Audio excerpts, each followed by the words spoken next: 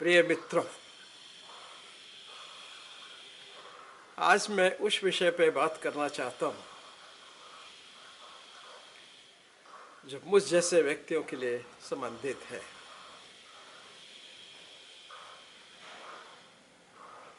कोई नहीं जानता, जैसा कि ऋग्वेद में कहा गया, इस पृथ्वी और इस पे जीवन का रहस्य क्या है। किंतु यह निश्चित है कि हम लोग हैं और हमें जीवन से पैदा होने से लेकर के मृत्यु तक जीना है, यही जीना है। इस सत्य को कोई इनकार नहीं कर सकता।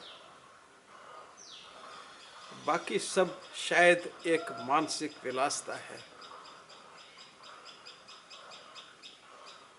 हमारे पूर्वजों ने इसी बात को समझते हुए सामाजिक रचना की, एक समाज की रचना की जिसमें सभी सुखपूर्वक रह सकें। हमने नहीं, हर जगह जहाँ भी कुछ व्यक्ति मिलकर रहते थे, क्योंकि अकेला तो व्यक्ति रह नहीं पाता था, तो उन्होंने सबने मिलकर किस प्रकार सुखपूर्वक जीवन बिता सके, उन्होंने अपने अपने ध्यान से, अपनी अपनी समझ से सामाजिक रचनाएं की और उन सभी सामाजिक रचनाओं को लोग मानते गए और उसमें विश्वास रखते गए। हमारे यहाँ भी थी, जापान में भी हुई, यूरोप में भी हुई, अफ्रीका में भी हुई और सारे यूरेशिया में,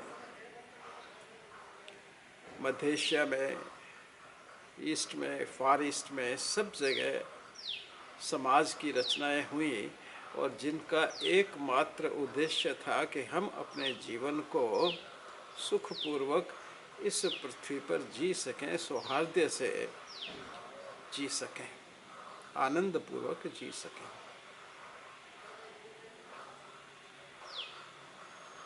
इसी निमित्त सबसे बड़ी व्यवस्था जो बनी वह थी परिवार, फैमिली। और ये माना गया कि फैमिली में व्यक्ति अपना जीवन अपनी फैमिली से व्यवस्थित रहते हुए, संबंधित रहते हुए, उसमें रहते हुए, उसके संस्कारों को मानते हुए भली भांति जीवन से मृत्यु तक एक सुखमय जीवन प्राप्त कर सकता है।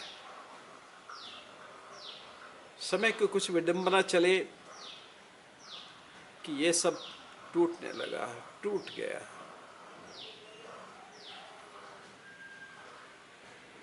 खुशकिस्मती से भारत एक ऐसा देश है जहाँ पे ये पूरी तरह से नहीं टूटा है, लेकिन बड़ी गति से टूटने की तरफ चल रहा है। हमारी मानसिकता बहुत ही तेजी से बदल रही है। हमारा स्वभाव, रहन सहन और हमारी पारिवारिक व्यवस्था बहुत ही शीघ्रता से टूट रही है। इसमें कोई दो बात नहीं, और अगर समय रहते नहीं इसको रोका गया तो निश्चित रूप से ये टूट जाएगी, ऐसा मेरा विश्वास है। इसका मैं कुछ एग्जाम्पल देना चाहता हूँ। अभी ग्रेविटास में, जो कि एक न्यूज़ पत्रिका है, टीवी पे भी जो लगातार हमें समाचारों से बताती रहती है, उसमें एक रिपोर्ट थी जिसको बाद में मैंने कंफर्म किया नेट पे भी, कि जापान में हर हफ्ते एक वृद्ध व्यक्ति का मर्डर होता है उसके परिवार के स्वयं के मेंबर्स के द्वारा। यह एक बड़ी गंभीर बात है। यानी कि परिवार का मेंबर या उस मेंबर पे जो उसकी देख रेख के लिए जिम्मेदार है वही उसको मार देता है। यानी कि पैट्रिसाइड या ग्रांड पैट्रिसाइड या और जिस तरह से रिश्ते में है, वह उस संबंधी को, उम्र दराज व्यक्ति को मर्डर कर देता है अपनी रिस्पॉन्सिबिलिटी ख़त्म करने के लिए, या वो उसकी केयर से इतना परेशान हो जाता है। कुछ लोग वृद्ध एज में आके सुसाइड कर लेते हैं, कुछ लोग विक्षिप्त हो जाते हैं। भारत में भी लगभग 2021 के डाटा के हिसाब से एनसीआरबी के 26,111 अपराध जो हैं वो वृद्धों के अगेंस्ट में हुए, और वृद्धों द्वारा किसी अज्ञात व्यक्ति का मार देना यह कोई आश्चर्य की बात नहीं है अपने भारत में भी।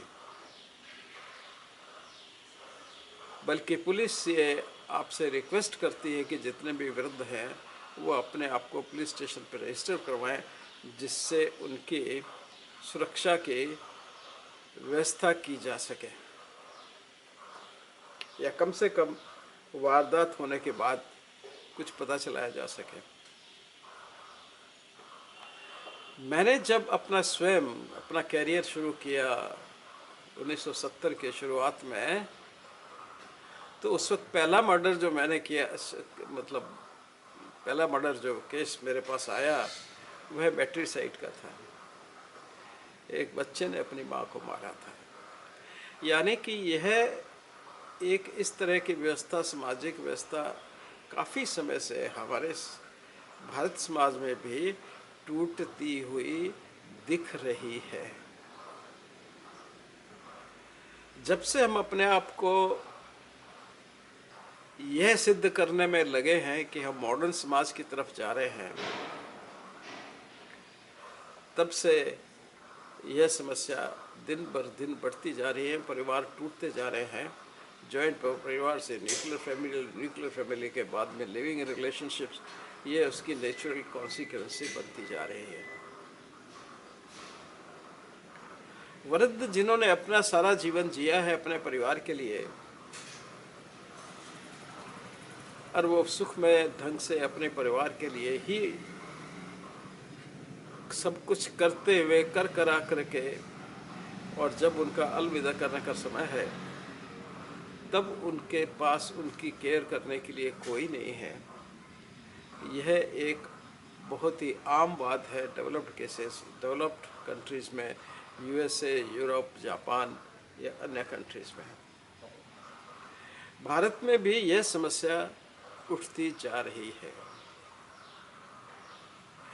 उसका कारण क्या है, ये हमको सोचना होगा। अभी से हमें सोचना होगा। जहाँ मैं तो कई बार कह चुका हूँ कि ये जो परिवार टूटने की परंपरा चली है, इसको रोकना होगा।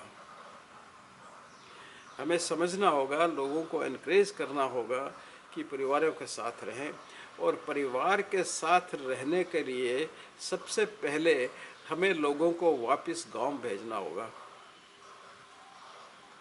विलेज में मैं आज भी समझता हूँ कि सब अगर वो सब व्यवस्थाएं जो शहर में लोगों को ललचा कर लाती हैं, वो सब फैसिलिटीज़ उनके डोर स्टेप्स पे प्रोवाइड कर दी जाए, उनको दे दी जाए, तो कोई भी व्यक्ति शहर में नहीं आना चाहेगा।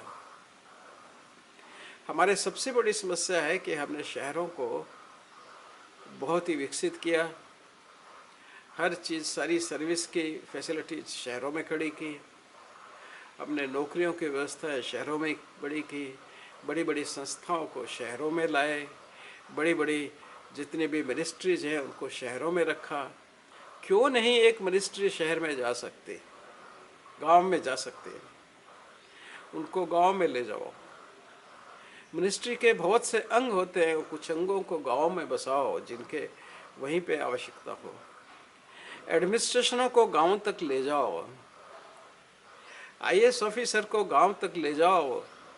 उसकी पोस्टिंग गांव से शुरू करो, गांव से शुरू होकर के, और वो जब पहुंचेगा दिल्ली तक, उस बीच के सफ़र में वो सब कुछ सीख लेगा।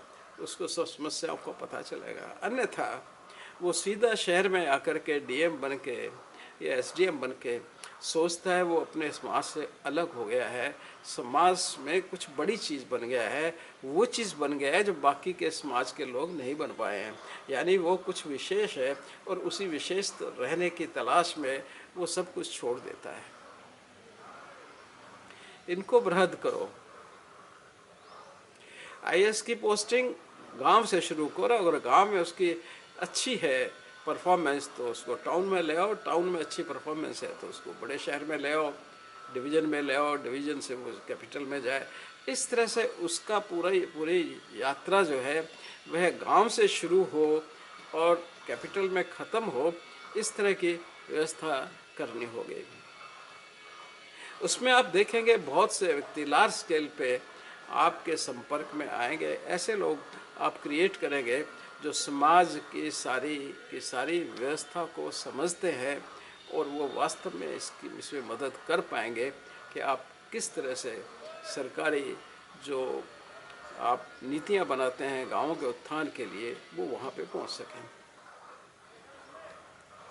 गांवों पे आपको ध्यान देना होगा क्योंकि हमारे मैक्सिमम परिवार गांव में रहते हैं। शहर में तो अलग ही समस्या है, रेजिडेंशियल समस्या है, दो कमरों के 2 बेडरूम के रूम घर में या 1 बेडरूम के घर में या 3 बेडरूम के घर में माता पिता को रखना या किसी भाई या बहन जो थोड़ा विकलांग है, मतलब दिव्यांग है या किसी और तरह से आप पे आश्रित है, उन सबको रखना भी संभव नहीं हो पाता। क्यों कि यहाँ ये कंपटीशन का समाज है एंड कंपटीशन, मेरा पूरा विश्वास है, competition brings all the ills. जितनी बीमारियां हैं वो सब कंपटीशन से आती हैं, क्योंकि कंपटीशन में आपका स्वार्थ आपको मजबूर कर देता है कि आप गलत चीज़ें करके भी अपने आप को दूसरों के समकक्ष रखें या अपने आप को दूसरों से सुपीरियर बनने का प्रयास करें। और इस तरह के बड़े शहरों में जगह कम लोग ज़्यादा, तो वो कंपटीशन बहुत ही गंदे रूप में, भद्दे रूप में दिखाई देता है। यही अगर लोग गांव में चले जाएंगे, बड़े घर होंगे, बड़ी सुविधाएं होंगी, स्वच्छ हवा होगी, पेड़ होंगे, पानी होगा, नदियां होंगे, नाले होंगे और प्रकृति की सारी चीज़ें उसके समक्ष सामने दिखाई दे रही हैं और उसका ध्यान वो खींचेंगे अपनी तरफ और उसके अंतर मन की जो शांति है या अंतर मन का जो अच्छापन है उसको उजागर करवाएंगी और वह वास्तव में एक बहुत अच्छा उपयोगी व्यक्ति समाज के लिए बनता जाएगा। शहर सिवाय उसको कंपटीशन के कुछ नहीं देने वाला। शहर के पास कुछ है ही नहीं कंपटीशन के सिवाय। रात को सोने की स्पेस से लेकर के और सुबह सड़क पर चलने तक आप गाड़ी तो ले आएंगे, पर सड़क पे गाड़ी चलाने में कंपटीशन है। कौन आगे जाए, कौन पीछे जाए, कौन क्या करे। एक सड़क पे चलते हुए आम आदमी को की दिक्कत है, गाड़ी चलाने वाले की दिक्कत है, वही समझ सकता है जिसके पास गाड़ी है। नतीजा रोड रेज और दुनिया भर की मानसिक जो बीमारियां हैं और साथ में एनवायरमेंटल पोल्यूशन की जो बीमारियां हैं वो आपके अंदर घर करती जाती हैं। पड़ोसी का दुख अलग से है, सामने वाले का दुख अलग से है, आपके साथी का दुख अलग है, आपकी वर्क प्लेस का दुख अलग है। ये सब मिला करके आप एक अत्यधिक कॉम्प्लेक्स स्थिति में आ जाते हैं जो सिवाय आपको बीमारियों के और इस प्रकार की परिस्थितियाँ क्रिएट करने में कि आप अपने प्रियों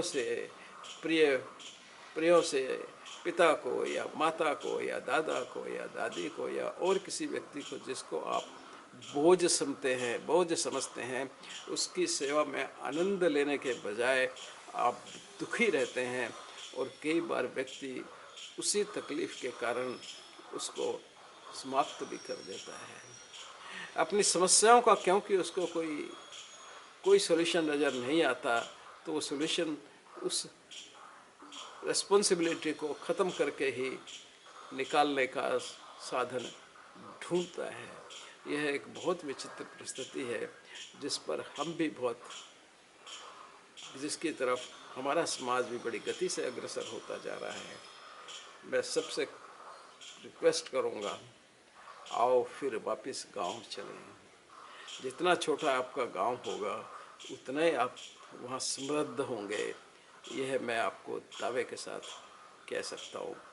धन्यवाद।